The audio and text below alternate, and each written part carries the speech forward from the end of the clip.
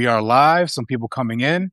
See some familiar faces, some subscribers coming in. As you're coming in, hit the like button, smash that so more people can become aware of our conversation. I'm Ahmed Baba. For those of you who follow me, journalist, political analyst, newsletter here on Substack. Hit the subscribe button for both me and my friend here, Greg Fish. First off, before I even introduce you, how are you doing? Good to have you here. I'm doing great. It's nice to get this time to chat with you. It's great to catch up a little bit. Yeah. Yeah. This is great. Yeah. So for those of you who are just coming in and aren't familiar with Greg here, he used to work with me at Rant. We did, as you know, pro-democracy journalism. But Greg had this one column called Politech that covered the intersection of politics and tech. I see you, Janet O. We've got some Rant subscribers in here coming through. We have worked together for years and collaborated, especially on, our both past work in the tech industry and our coverage of politics and what making sense of this world. And essentially, Greg has an international segment on international radio where he weekly goes through and covers the intersection of politics, culture, and technology. So we wanted to have kind of a space here to talk through these advances in AI, advances in the technological landscape and how it's impacting our politics overall. But before I get into all that, Greg, just good to have you. Anything you want to add? Did I miss anything from your bio here? No, I don't think so. I mean, I'm mostly a general purpose nerd with the focus on computer science. That's kind of my general credentials, but I work in a lot of areas that have to do with communications. I do a lot of things with AI or AI adjacent things. So that's kind of how I got into it.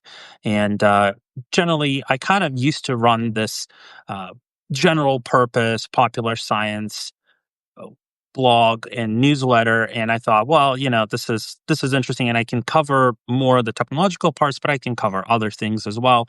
But with some of the recent advances, there was a lot of demand actually from people to say you should really just focus on the technology part because it feels like this is very relevant. And I remember I was talking to one of my friends and we started just kind of throwing out some ideas, and he threw out, there should be some sort of like a guide for people, like we're kind of entering this cyberpunk dystopia. And I said, so you need like a cyberpunk survival guide? And he's like, yes, that's it. Go make that. Get out of here and go. No, but actually, no, don't get out of here. Finish your drink. But after you get home, go make that.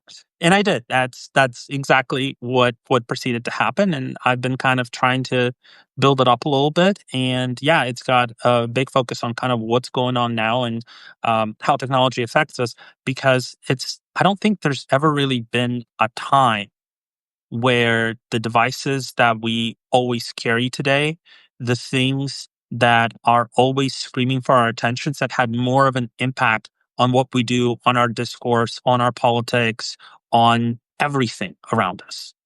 Yeah, no, that's spot on. First off, it's cool that you got this venture here on Substack. And for those of you, I see you coming in here.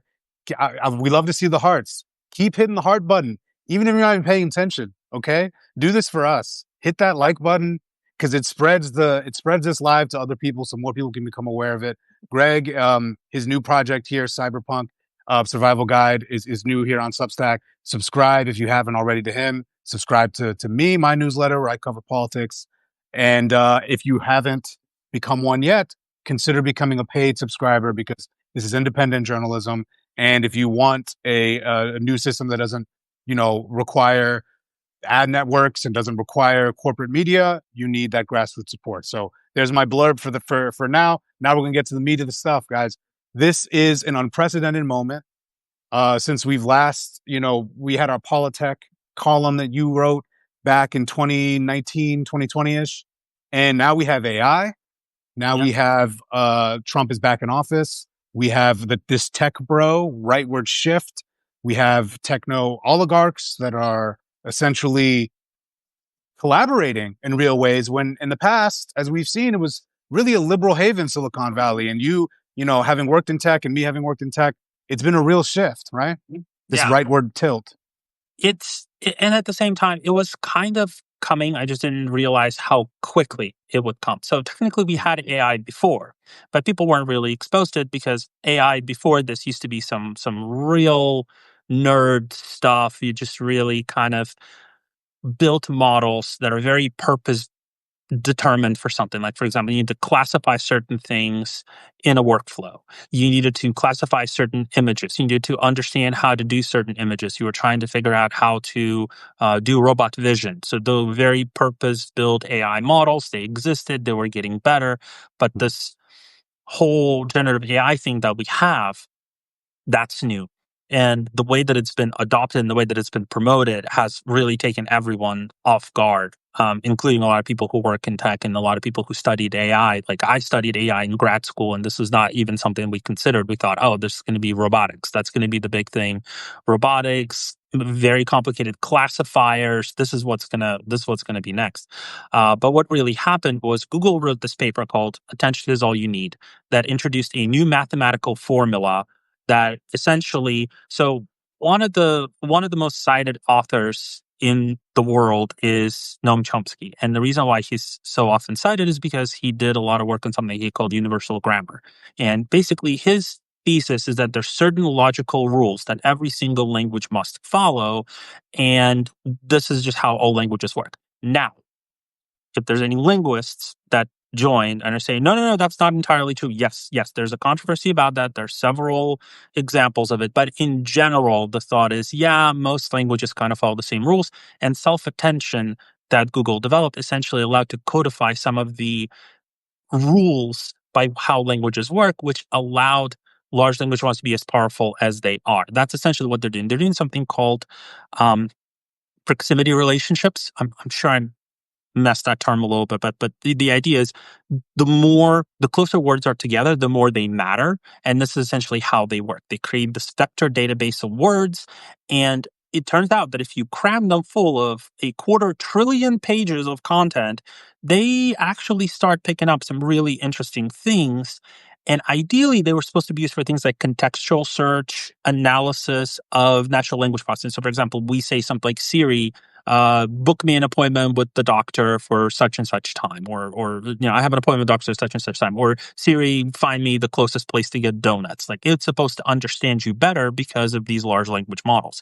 They're not really supposed to use to just like spit out a bunch of text at you. That's not what they were intended to do, but that's how they were used, and people really were impressed by it, and that kind of took a lot of people off guard. And now we Yeah. have, now we have my bosses going, can AI write our code? And I'm like, I don't know. I've actually been trying to do that for years, and it Yeah. hasn't really worked out very well. It's not working out well, but we can get to that in a different Yeah. Yeah. conversation. No, and that's been yeah, and that's good that you got to like, the kind of technical side of how, AI is, works. A lot of people, may not know that it's really just predicting the next set of words. That's what these large language models are. They're essentially predicting the most likely set of words or phrases to follow. So yeah, I mean, on the technical side, before we dive too wonky into there, just kind of wanted to kind of zoom out on the impact because we see Leah Anderson here who commented, it seemed abstract in relation to everyday life when we first heard about AI, right? And Mhm. for those of you who are joining, comment, hit the like button. We will 100% respond to that. And right here, we see Arlene saying Microsoft says 1/3 of their code is written by AI. And I will say, someone who's been working on an app, I've built an app for a nonprofit, and AI has been helpful on that front. But the thing is, it's like at the same time, while there's going to be all these advances in productivity, while there's going to be advances to help humans achieve their highest potential, right? There's positives because we're going to have to be able to, like you said, there's going to be some sub processes, some Mhm. lower level things that we don't have to think about anymore. It's replacing white collar jobs first. We thought we'd probably go for more automation initially, but there's going to be more disruption. But overall, I'm just the way that I think a lot of people think about AI and is within our algorithms right now. It's within how it's being used to influence our politics. How we're seeing all these AI images that Donald Trump is releasing. What are your thoughts on just this? How AI has been utilized to basically impact our politics, and we can get into in a little bit the techno bro oligarch wing that we see arising here, as I saw one of my favorite TikTok videos you made that really broke that down well. Well, here's the problem with the AI is that it's been used to amplify the absolute worst aspects of social media, because essentially the idea behind social media was essentially the um you have a group of friends, your friends have their friends, you can all connect and you can all go out and you can all do things, and you basically keep in touch with each other, and you can keep in touch with everyone who you care about and organize like real world events or share interests. That's what it was. And then Facebook decided, hold on a minute, if we want to go public and we want to make a lot of money, what we need to do is we need to keep them really, really, really outraged. And so they launched deliberate experiments where they tried with 700,000 users, hey, what gives us the best engagement? What gives us the most time on the platform? And it turns out outrage, hoaxes, disinformation, anything that gets people talking, yelling, that's that's what makes them the most money. So they said, yep, this is what we're doing. And because they were racking up all of these metrics, and investors said, hey, the metrics are great. We're going to pile billions of dollars into Facebook. Every other social media followed suit. And so with AI, we've essentially taken those exact patterns, they're actually called dark patterns, the designs that are harmful, but they make you money. They get people engaged. They get people to use your app, or they make it more difficult to stop using your app or unsubscribe from it. So these dark patterns are amplified by AI a millionfold, Hmm. because instead of just, okay, well, we can do this recommendation, we can rearrange the timeline a little bit. Now it's, no, we can generate an entire reality for you. And Yes. especially, so I live in Los Angeles, and during the Los Angeles fires and during the ICE protests, the news that my parents and everyone who does not live in LA but knows I do, the news that they got that were shaped by social media and reporters spending a lot of times on social media and just reporting what they saw on social media, it was insane. You would think that I would just like strap on the bondage gear. I'm going to the Thunderdome. It's Mad Max out there. You know, we already have the desert and the mountains. Mm. I'm going to fight Immortan Joe. No, I'm picking out ice cream at Trader Joe's. Well, actually, I'm Yeah. trying to cut down. I'm picking out a salad at Trader Joe's. Let's say that for, but but yeah, like I'm doing my errands. This is not happening. But that's the problem. AI is pumping into everybody's feeds that this reality that you like, this MAGA reality or this far left reality or this very mainstream democratic centrist reality. These are the news that we will bring to you, and if they don't exist, we will generate something to bring to you.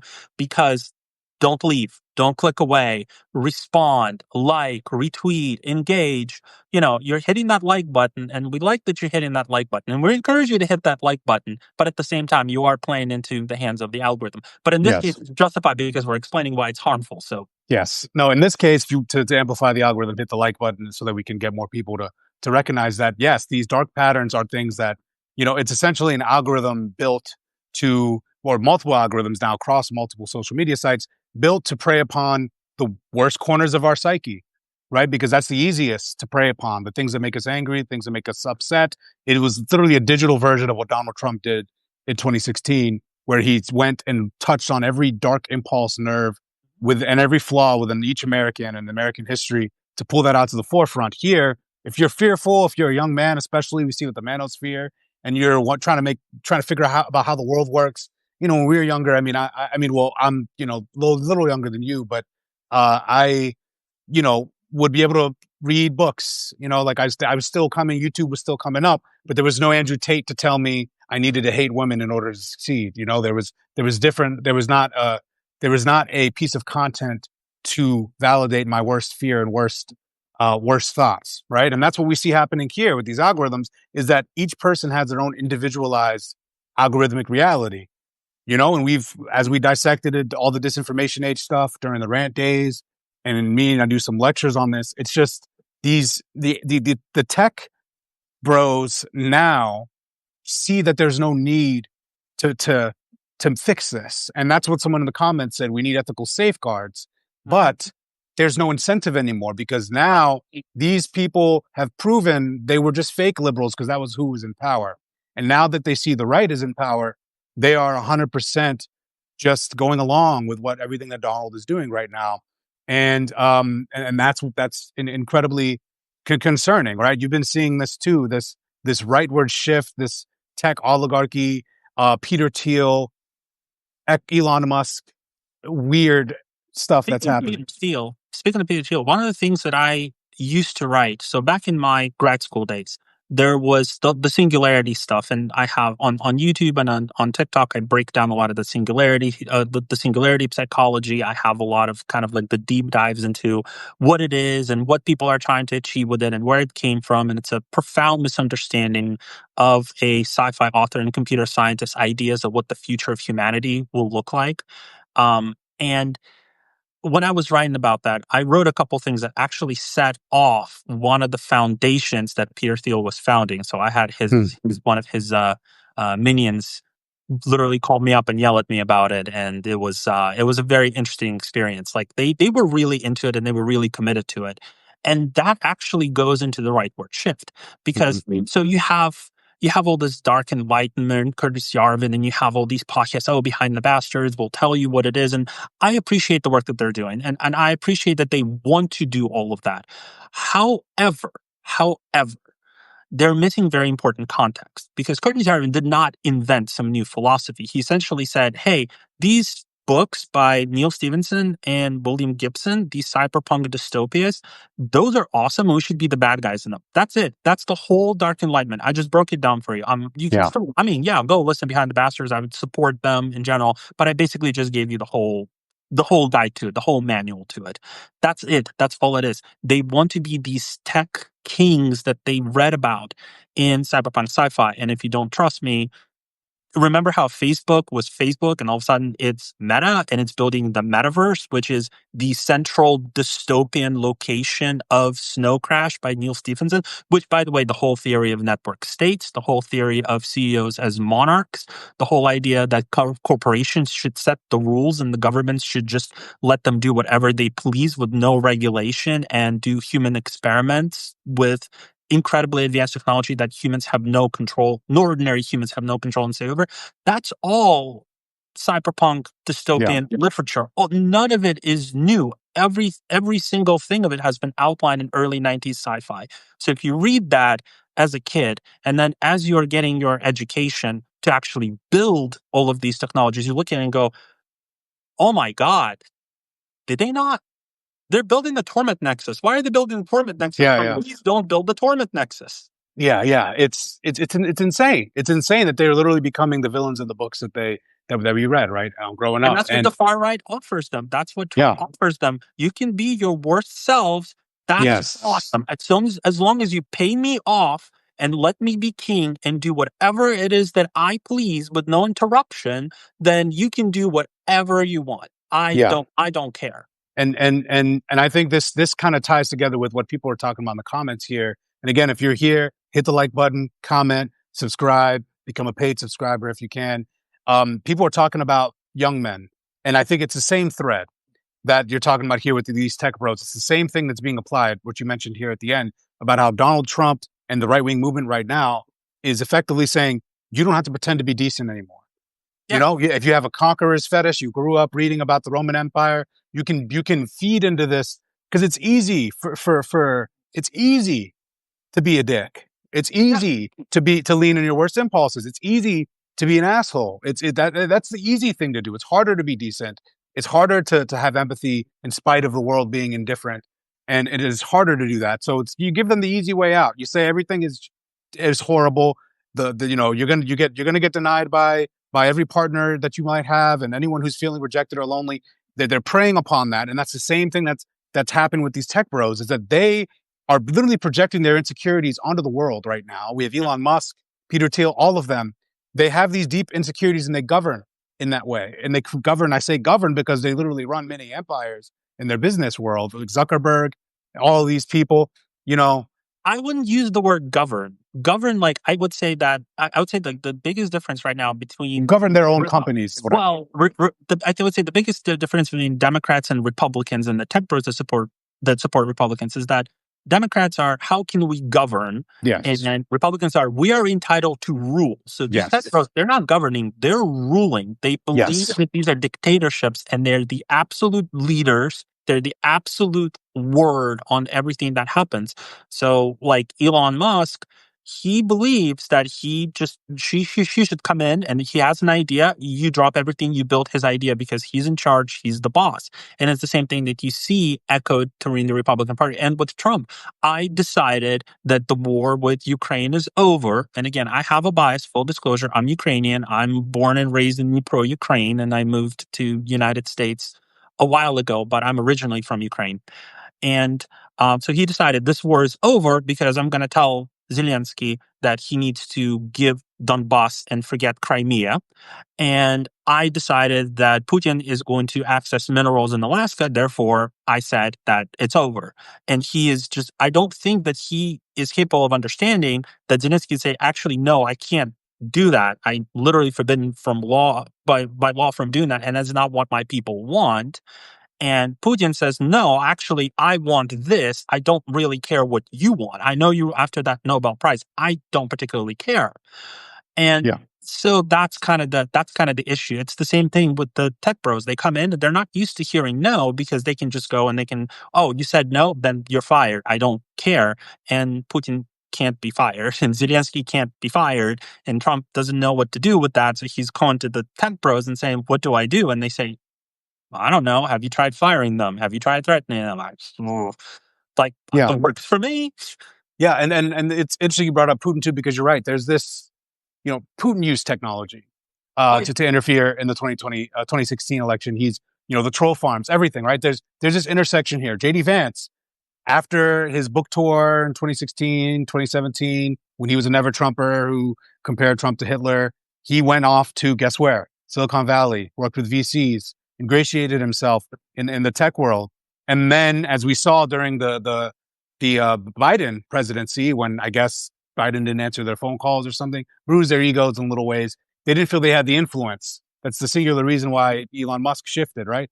And then now we're seeing just this now tech bro authoritarian consolidation here, this alliance. We see it with Palantir too, which is, that for those who don't know, government has signed a contract with Palantir to help them consolidate their data. So typically, data in government agencies, the IRS, is separate from other organizations, right? You don't want to centralize this because privacy concerns and also, various reasons given our current president.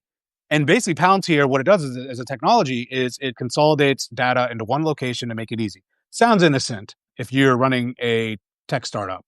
But if you are the federal government and run by a president who wants to go after his enemies, it's horrifying, especially in light of the IRS made a deal with the DHS to share data of undocumented immigrants that are paying their taxes.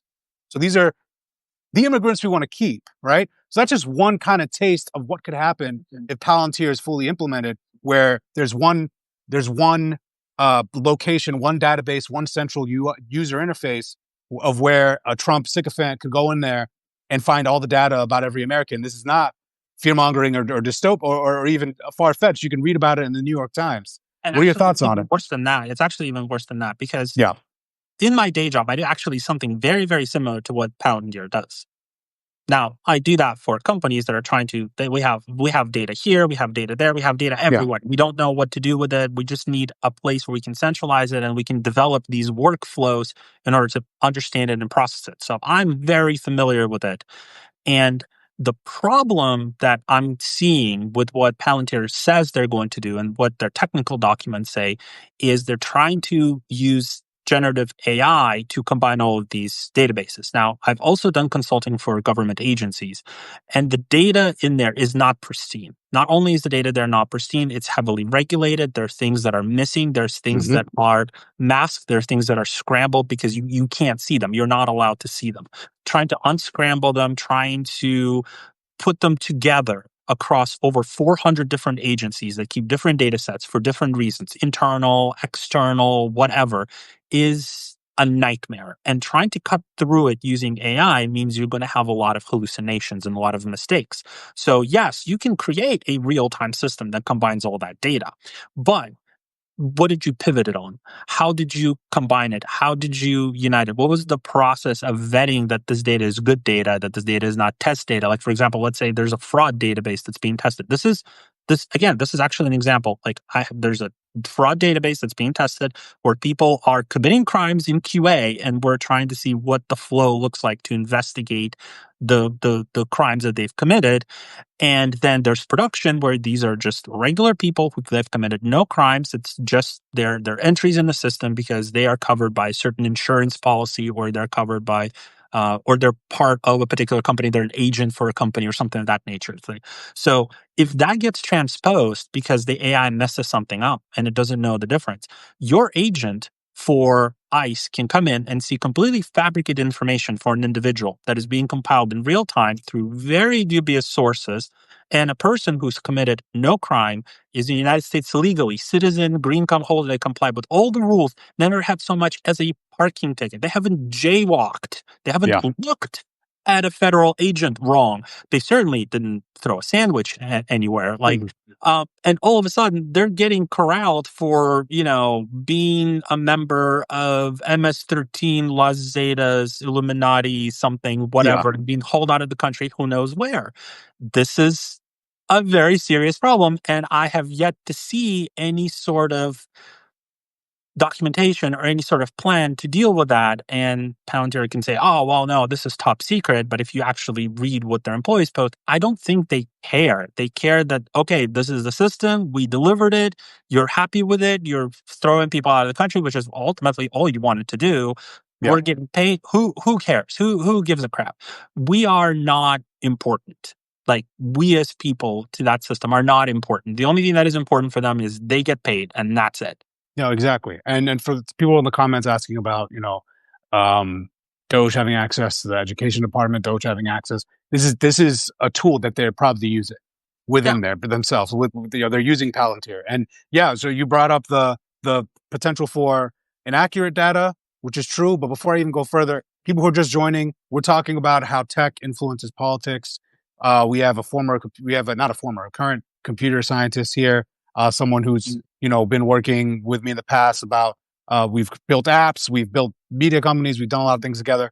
This is Greg, is a friend of mine, and also subscribe to our newsletters because we are here doing independent journalism. And everybody, if you're watching, just hit that like button. We love seeing it light up. You can hit as many times you want. Hit the like button. It spreads this live to other people. Smash that, especially if you're agreeing with what we're saying here about this new techno-fascist world that we could be approaching. So essentially, yeah, that's all spot on. And I think another part of this Palantir thing is that it's not just the inaccurate data. It's the fact that it's not like it's some great benevolent U.S. government that is doing this right now. It is the Trump administration. So my worry is, I imagine having a database where they could query, even if it has fabricated info, some of it will be accurate, but they can just send a query in, give me everything on this person. Right now, they can't do that. But a lot of people assume that the government has this ability because the NSA, but no, the government can't really just look up someone's name and see how much what taxes they owe, what parking tickets they have, anything we can use against them in the Department of Education, like what student loans they have. They have to go. It's really an archaic system at the moment. You have to go look around. Yeah. But what the Trump administration is trying to do is remove these privacy safeguards, consolidate it into one database, and be able to essentially find dirt on people is what I think a lot of this is meant for, not just for targeting undocumented immigrants, but journalists, dissidents. Like, this is the beginning of something where if you can use Palantir to just look up any information about anyone, no American's privacy would be a factor here. And I think there's going to be court cases. We'll probably see some civil class action lawsuits here, especially as this advances. But I'm really worried about the privacy aspect of this, and just the fact that if this was the first term, Palantir would not be doing this right now. Yeah. Because they are 100%. It's just the shifting reality in which the right is aligned with tech.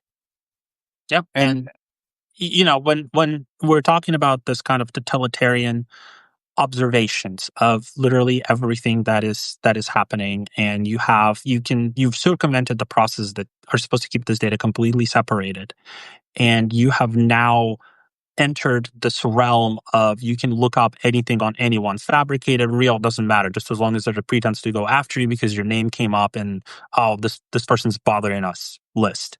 And then add this whole isolationism. We don't need anyone. Everyone has to pay tariffs and we have to produce everything ourselves. We can only rely on ourselves, which basically is like Juche of North Korea. Yeah. So like, if not totalitarian dictatorship, why totalitarian dictatorship? Yeah. Yeah. That's the question that the question that rears its ugly head. So yeah, I'm worried about the quality of data. I'm worried about using AI in the wrong way. I'm worried about the fact that the people who are doing this don't really care about any of that. They just want to get paid and don't care about anything else.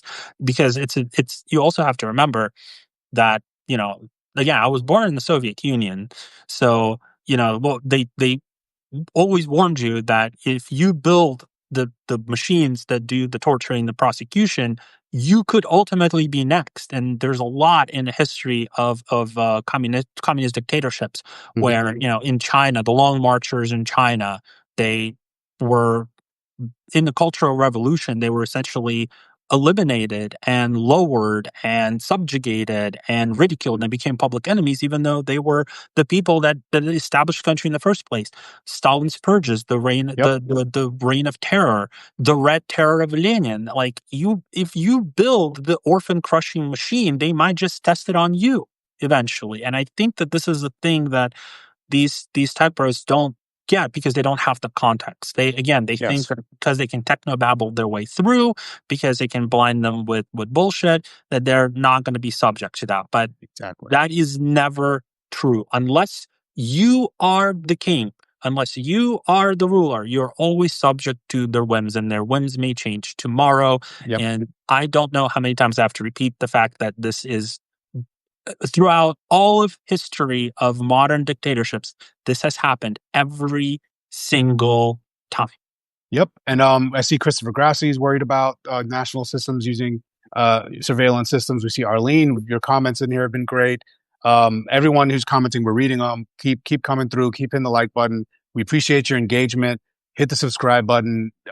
Support us if you can. The paid subscription would be fantastic.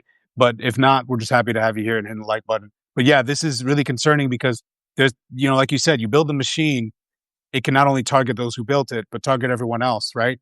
Yeah, Catherine. Yeah, Catherine is one of my favorite subscribers, and she just said your historical knowledge, temperature, techno expertise. Yeah, Greg's a real one. Greg's a real one, and I'm just a dumpster of trivia. Yeah, because you're right. These are historically authoritarian regimes use surveillance, right? Yeah. Even Hitler. People don't understand is that it can be used for sentiment analysis too. Like for example, basically before Hitler went and did what he did to the Jews, he was obsessed with public opinion, and he would Goebbels would send people into bars, and they would they would literally try to figure out what the tempo and what the popular will of the people were at the time. That's why they tried to boost the economy first before they decided to go full murderous machine, right? But that's why I also, just quick side note, people should be hopeful because Donald's unpopular as hell, and you can't actually build the level of fascism that you would want with this level of unpopularity. I think also the whole ideology that MAGA has is no one deserves anything, no rights for anyone. You fend for yourself. No one cares about you. Whereas Nazi Germany became what it was because the whole thing was the Führer cares. He's the father of the country. You are his children, and he will take care of you. You have to be, and that it's kind of the same thing with Putin. The reason why Putin became popular is before he started consolidating his power, and actually while he was consolidating his power, he was going after oligarchs that were robbing people. From 1991 to 1999, the former Soviet bloc was a wasteland. Like, I remember, actually, funny enough, I had a conversation with my wife. She's like, I wonder why you're never nosy. Like why aren't you like the nosy neighbor and give me all the gossip? I'm like, because I grew up in a place where you heard things that you weren't supposed to hear. Someone will come to your house and shoot you in the face. Yeah, the Soviet Union, yeah. And that's not hyperbole. There were people who were like high-profile journalists who were assassinated for asking too many questions. They were like, they're hosting a game show and they appear on the news every once in a while, but they brought up something sensitive, and to flex their power, they were killed, and their killers were demonstrably never found because no one was going to look for them. So when you grow up in something like this, you look at all of these signs and you go, oh crap, this is horrible, and someone comes in and starts cleaning it up. He starts prosecuting all of these businessmen. Now he's prosecuting them for the reason because he wants their empires and he wants to Of consolidate course. the power. But he's getting He's given actual the glorified illusion. gangsters off the street, and now the people are going, well, this is better. This is stability. We're not like this is not complete lawlessness. Yeah, he's corrupt, but what politicians aren't corrupt? And then he can slowly and carefully ratchet his authoritarianism over literal decades. And And yeah, was just trying to speed run this in 6 months, and and things are going to yes. no fallout. And that is, I'm glad we got to this point because those of you who've been watching are really concerned and afraid generally. I'm not as afraid as most people. And that's, that's people were like shocked every time I talk about it because I've literally covered Project 2025 since 2023. Greg, you literally grew up in the Soviet Union, but I know you're also not as terrified as everyone else because No. this is the key. This is the key thing. We just outlined historical examples of how you have to build up popular will among the people before you go full crazy autocrat. You can't just come in and steamroll. Donald Trump, the idiot fool that he is, I could speak in that way here because I'm not, on TV. I can't do that. But he has a lot of, he has a lot of brilliance and other ways of like identifying people's flaws and how to manipulate them. But he is so short term in thought and temperament that he just tried to steamroll. He tried to implement Project 2025 too fast, too quickly. Elon Musk had a chainsaw and now Trump's approval rating, which I talked about on my MSNBC appearance on Sunday, he has an approval rating and Gallup of 37%, which is 3 points away from his historic low of 34%.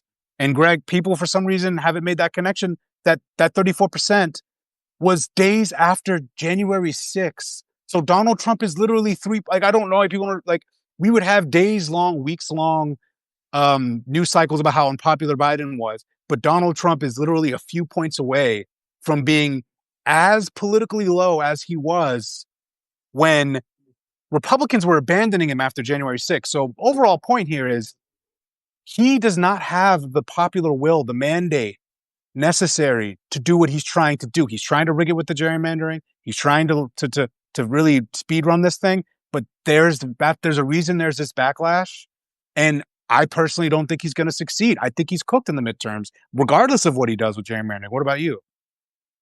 Honestly, I don't know. I'm not gonna pretend that I have the analysis on it. I think there's a lot of with gerrymandering. There's a lot of things that can go wrong and right. The whole Yeah, gerrymander versus dummymander thing. So I don't know about speaking for that, but I can speak on a little bit more globally.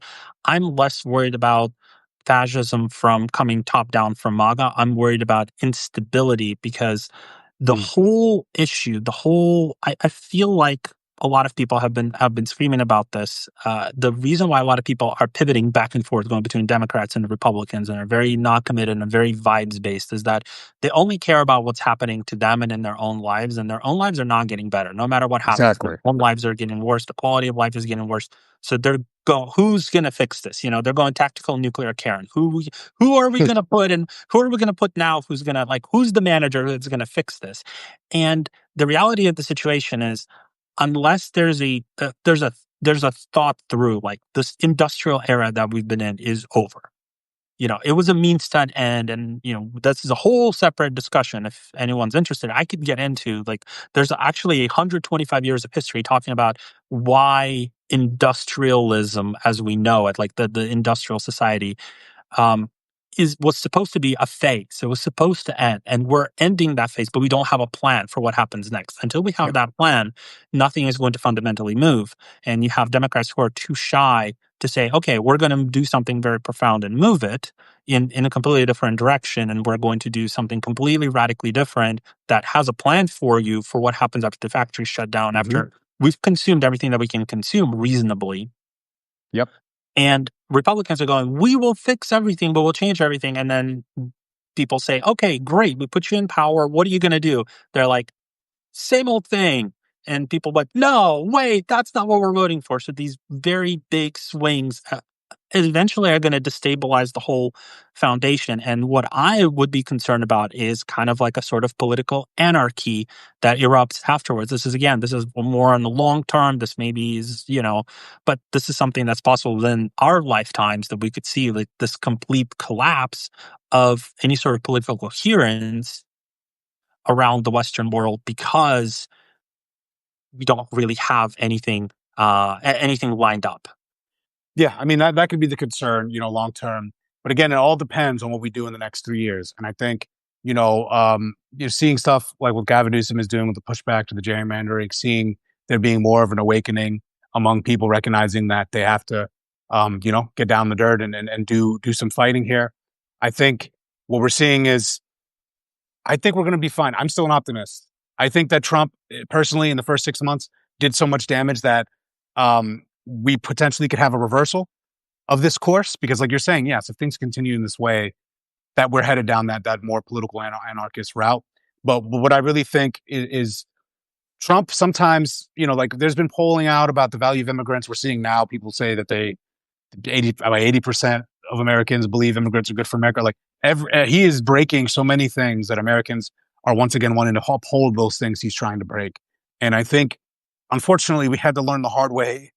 I'm still mind blown. We let him back in after he literally tried to overthrow democracy. But after this, I think if we move appropriately, let's say 2028, 2026 works out for Democrats, 2028 works out for Democrats. When you're in office after that, I think the way to prevent what you're referring to, the potential anarchy, is codify every single norm. No more norms. I don't want to hear about norms again. Codify every single norm, fix every constitutional loophole, go in, make incredible anti-corruption gains, anti-authoritarian legislation, codify it all, create populist, really actual populist agenda that helps people, show that that liberal democracy can thrive.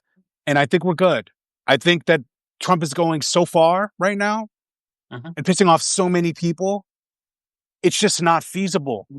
They can't. Their plan is gerrymander 42 seats. They're not going to be able to do that with if you want to turn out low propensity vote. Like that's why I say it's going to backfire. If they gerrymander, let's say they did gerrymander 42 seats. Okay, I think those models are based off previous midterm models. Low propensity voters are going to turn out in 2026 and shock people.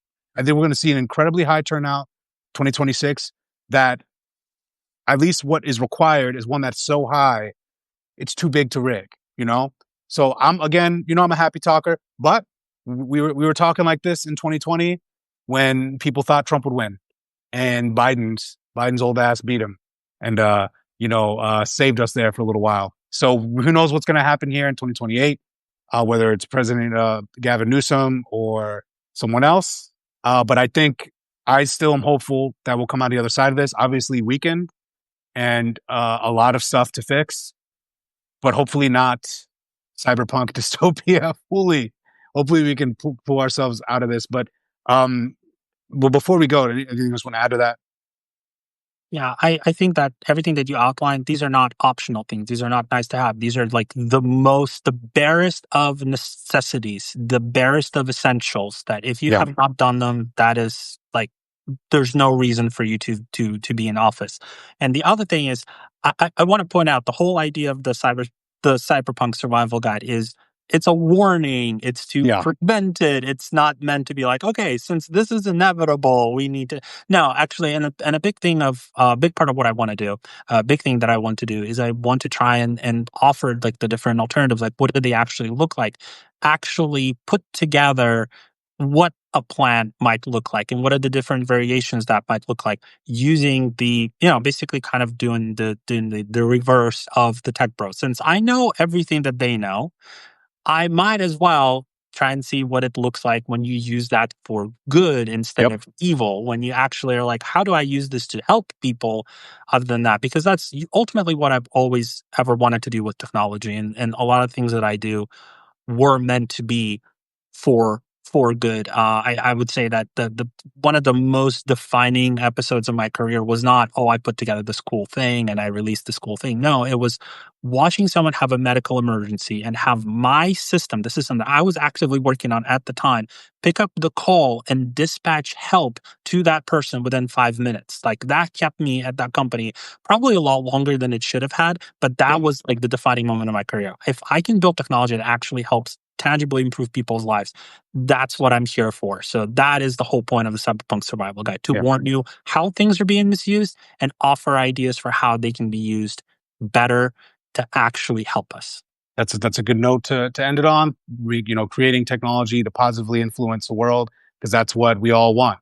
Hopefully move more towards the Star Trek future rather than the Mad Max future. That's what we hope for. So thank you all for joining. Catherine in the comments, we see you. Arlene, Christopher, Leah Anderson, everybody who's been in here speaking. Thank you so much for being here. Hit the like button even before you're going, because we're going to republish the recording of this. And also, if you haven't already, subscribe to Greg's newsletter, Cyberpunk Survival Guide. It's great. And also hit the subscribe button on me as well, my newsletter. Also, I'm running a summer sale, 20% off if you become a paid subscriber. Right now, before the summer ends, we're doing this work where we're making a big impact. I see Education as a Lamp talking about Project 2025 progress. I've also been writing about that since 2023. Was one of the first to write a big explainer on it. Deborah Wells, we see you here too in the comments. So, all right, we got to go, but I'm sure we'll have future discussions on this. Thank you all so much for joining and watching. We really appreciate it. And Greg, it's good to talk to you, my brother. Likewise, and thank you very much, everyone. All right, take care. You too.